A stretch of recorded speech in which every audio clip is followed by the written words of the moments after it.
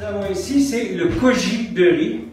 C'est-à-dire que c'est du riz arborio qui a été inoculé avec Aspergillus oryzae il y a 48 heures, c'est-à-dire lundi matin. Nous sommes aujourd'hui mercredi. Et le riz a développé sa culture avec Aspergillus oryzae. Alors ça, c'est vraiment la première grande étape, c'est développer la culture sur une céréale.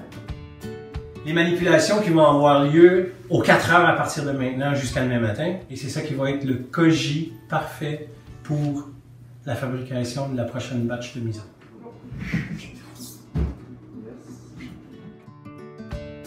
Miso, c'est un procédé qui dure 3 jours pleins. Puis une première journée auparavant, par exemple, avec le riz qu'on doit tremper et laver la veille de la cuisson. Ce jour-là, on dit le jour 0. Le jour 1, on cuit la céréale, comme le riz, l'orge, l'avoine ou le sarrasin. Et on va l'inoculer avec la culture d'Aspergillus oryzae, puis développer la culture pendant 48 heures, ce que vous avez vu tout à l'heure sur le riz. Le jour 1, on lave, on trempe, on rince, c'est-à-dire on rince, on lave, on trempe le grain, c'est-à-dire la fève ou les pois. 24 heures plus tard, on va le mettre à cuire. C'est une cuisson qui dure quelques heures ou plusieurs heures selon la variété. Pour arriver le matin du 3e jour de fabrication, là, si on a commencé le lundi, bien, le matin du mercredi, comme aujourd'hui, à ce que nous on appelle l'assemblage. Le koji est prêt. La céréale, c'est-à-dire les fèves puis les pois sont cuits. Et on est prêt à les assembler, les mélanger, à ajuster le niveau de sel nécessaire pour passer ça au broyeur.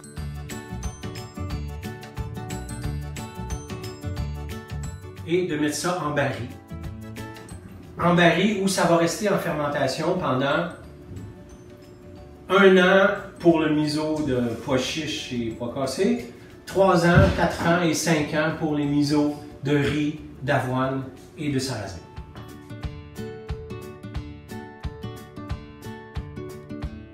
Le koji de riz sur la table de fermentation tout à l'heure. Et il y a Julien qui est allé chercher une première partie de ce qu'il y avait sur la table et le drap de fermentation, le tissu de fermentation. Et une fois qu'il a rempli son seau, le reste, on le prend dans nos bras comme un gros bébé et on amène ça ici. Et tout ça, ça va être mélangé. On va ajouter une certaine quantité de sel. Ça va être broyé comme ce que vous voyez sortir là-bas et mis en baril après ça. On y va? Ça sortait ça. Voilà. On faisait un petit papillon. Il est jeune. Moi aussi, je fais ça, mais je pensais qu'il y avait juste moi. C'est l'exercice de la journée. Les longues fermentations d'une légumineuse avec une céréale, comme pour le miso par exemple, développent des composés hypotensifs. Alors même malgré la teneur en sodium qui peut être élevée dans le miso ou le tamari miso, il s'est développé des composés qui ont des effets hypotensifs. Fait que même si la teneur en sodium est élevée, ça se peut très fort qu'une bonne tasse de bouillon de miso, au lieu de faire monter la pression artérielle, que ça la fasse descendre.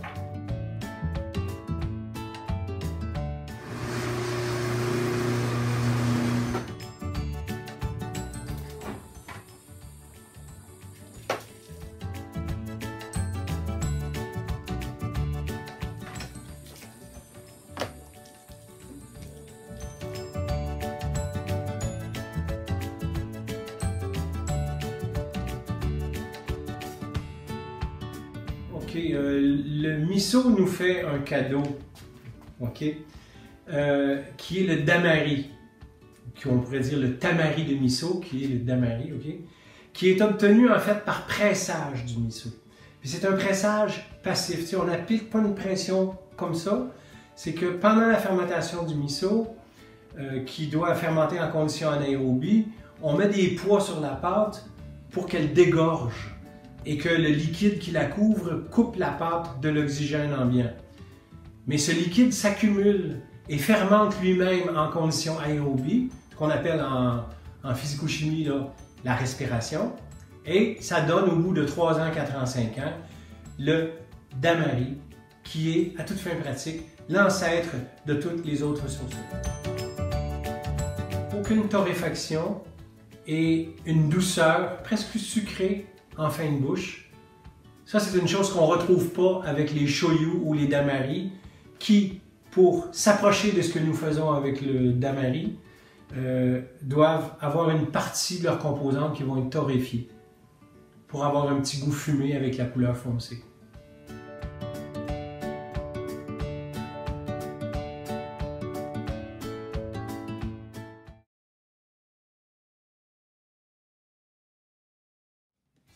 Oui, bonjour. Je me présente à vous, Jocelyne Lavergne. Je suis la présidente de l'association Manger Santé Biologique et je suis aussi chef et instructeur en alimentation crue, certifiée alimentation vivante. J'ai à cœur de vous enseigner des méthodes qui vont s'avérer anti-inflammatoires dans votre cuisine et qui vont vous servir toute la vie durant. Il y a des différents usages qu'on peut faire avec du miso dans une cuisine standard. Donc, ce qu'on peut faire directement du contenant, du commercial, on peut prendre le miso, puis en tartiner des biscuits. J'ai fait déshydrater de la galette sarrasin, qui est un produit québécois. Donc, on peut s'en faire des petits croûtons aussi avec les restants de crêpes qui nous restent. Puis on peut facilement tartiner un petit peu de miso pour se faire une petite collation en fin d'après-midi quand on a une petite fringale.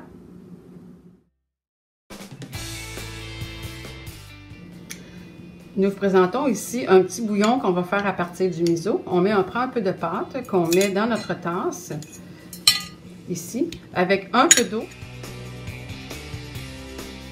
On va faire un mélange qui va être plus homogène.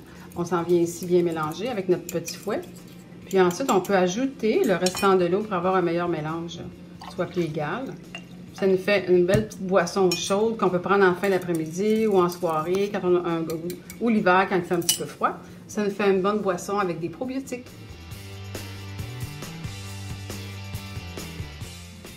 Une autre variante avec le miso, on peut augmenter puis améliorer une vinaigrette qu'on veut faire. Ici, on va vous montrer ici un petit peu une base de l'huile, qui est une bonne qualité d'huile, avec un peu de miel, de la moutarde, du vinaigre de cidre de pomme, le miso, puis de l'ail qu'on va mettre ensemble pour venir augmenter une belle vinaigrette. Préparez ça.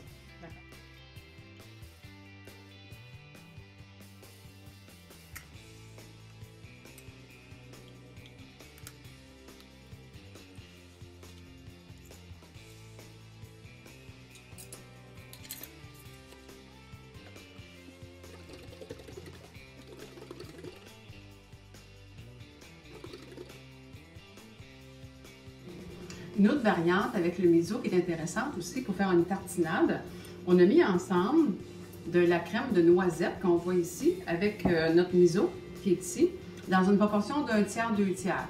1 tiers de miso pour 2 tiers de beurre de noisette. Puis on a mélangé ça ensemble pour faire une petite tartinade qui est vraiment délicieuse sur des craquelins. C'est en mode salé. Oui, maintenant, nous allons procéder devant vous à une préparation de tartinade aux noix de cajou. On voit ici que les noix de cajou ont été trempées de 4 à 6 heures à 8 heures. Même une nuit, ça ne dérange pas du tout. Puis on rince, on jette l'eau de trempage pour enlever les lectines contenant les cajous. On va incorporer du miso. Pour une tasse de noix de cajou trempées, on met une cuillère à table de miso.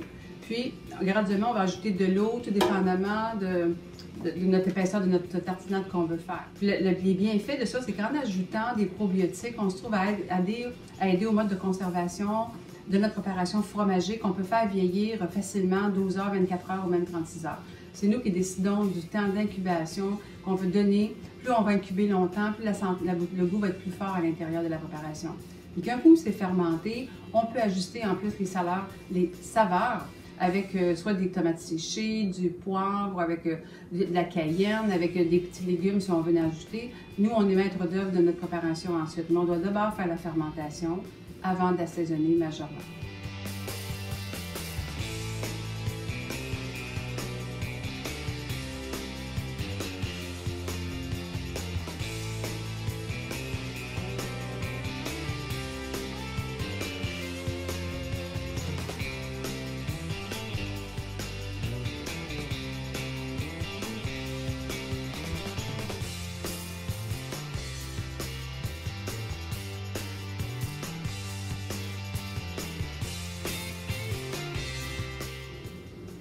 Maintenant, une nouveauté culinaire que je vous présente, c'est un fromage, une tartinière de noix de cajou initialement qui a été fermentée, puis qui a été mis dans un sac à lait pour enlever le petit lait le plus possible qu'on pouvait, puis ensuite moulé pour en faire éventuellement un fromage qui a l'air d'un fromage commercial.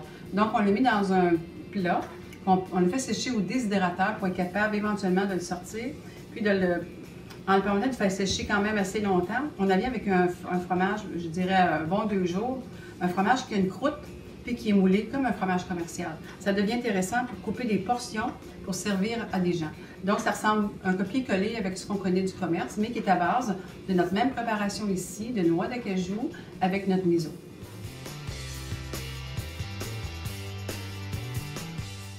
Un autre usage qui est intéressant avec le déshydrateur et la tartinière de noix de cajou, c'est qu'à l'aide de 2 cuillères, on peut venir faire des petits biscuits qui vont être mis à plat sur les feuilles de téflon, qui vont être séchés éventuellement pour faire des petites pastilles de fromage qui vont contenir du miso, qui va avoir encore son activité parce qu'on sèche à 40 degrés. Donc, on ne perd pas la vivance des enzymes qui sont si précieux dans les probiotiques.